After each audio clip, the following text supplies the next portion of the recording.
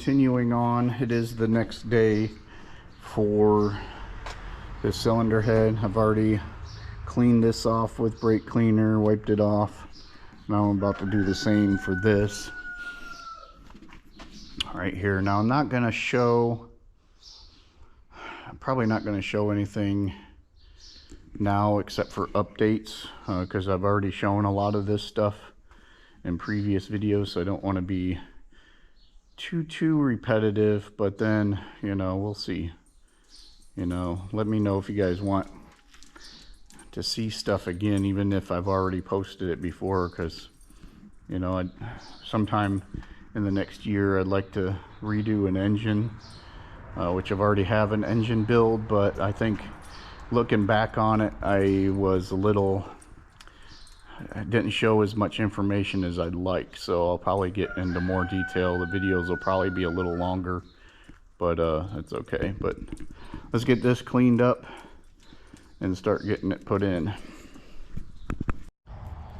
All right, so I have them all in place and torqued down. Something I did do, with this one, and I didn't with the last video I did of tightening these, is I lubed all the moving connections.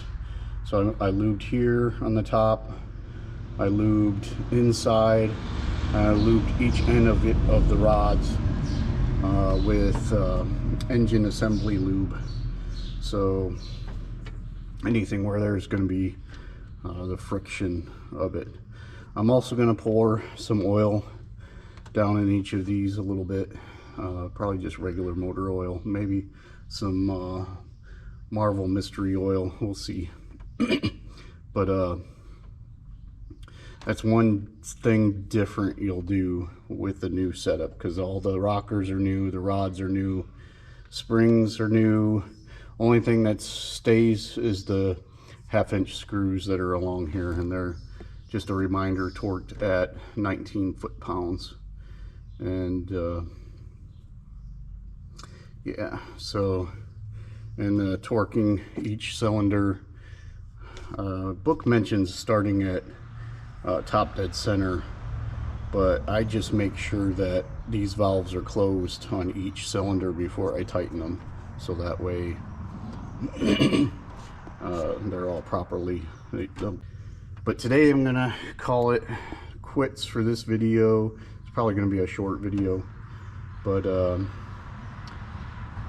I'll start again tomorrow, putting everything together, and hopefully we can get this thing started and out of here, because my girlfriend bought a bazooka of a Jeep, and that's a big hint. So I will introduce that in an upcoming video, so stay tuned, guys. I appreciate it. Hit like, subscribe, it helps a lot and gets the videos out there.